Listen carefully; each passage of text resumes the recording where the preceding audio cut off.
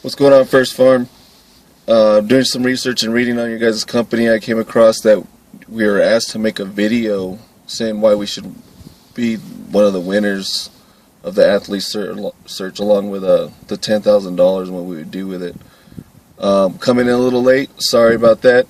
Just came across that you guys were having this competition, so I'm trying to squeeze it in, which is why I had to make my own shirt. Getting things done one way or another because we couldn't order it in time and there was no stores to buy them here in Albuquerque. After emailing some of your guys, we couldn't find a store, so I made it. Hope it doesn't offend anybody. Just trying to rock something for the video. Figuring out how to get things done. So, a little bit about me. My name's Ray Aragon. No fancy nickname, anything like that. Everyone just calls me Ray. So, you know, it is what it is. Live in Albuquerque, New Mexico, born and raised. I got into the fitness industry when I was probably about 14, 15 years old, through my dad, which was a bodybuilder in the early 90s. The first day he took me, I fell in love with it. You know, there was a connection with the weights. It was a good escape. The amount of pain and soreness and everything you put yourself through, how much it changed and developed your body, is what got me addicted to the sport. From that day on, you know, I went every single day with my dad. He taught me a lot, and here I am. I've done a lot of sports in my life. He started me off in baseball when I was 5 years old. Played until I was 16. Football throughout high school. Track throughout middle school, all the way to high school. In mid-2000s, I started boxing and MMA, and really enjoyed that, did really well with that.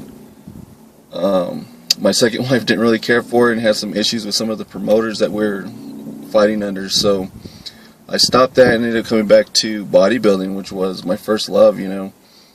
There's always that connection. Once I went back to the gym, started putting on the weight again, and just put my hands back around in the gym, that's where I knew I needed to be. That's my place, you know. So that's how I got back into it. All these other videos I was researching and watching and trying to see what you guys were looking for on what we got to say in these things was everyone had a sad story and sob and things like that, and that's just life. My little short story would be, when I was 17, I got shot in the face with a shotgun from about 10 feet away.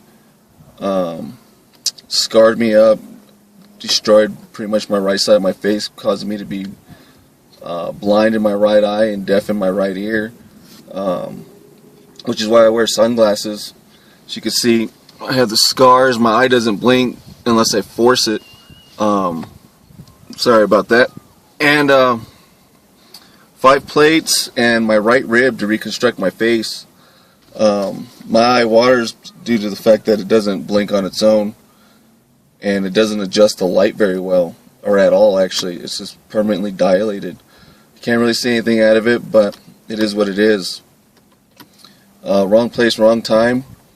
The situation that made that so hard for me and that changed my life in that situation was right after it happened. We already had my first daughter, Aaliyah, and I didn't want to see her. I was afraid to see her. I was afraid for anybody to see me. You know, I felt like I was a monster. My face was huge. You know, I had these huge holes in it. Most of my nose was missing on my right side. My jaw was broken, so it was just pretty much dangling, and I didn't know what to do. I didn't want to scare her, but I missed her. So after about 7-8 days, I wanted to see her. Her mother brought her in, and as they walked in, her face lit up and she stuck her arms out, started bouncing around in her arms, reaching out towards me. From that moment on, I knew everything was going to be okay. The biggest and most important person in my life at that time, you know,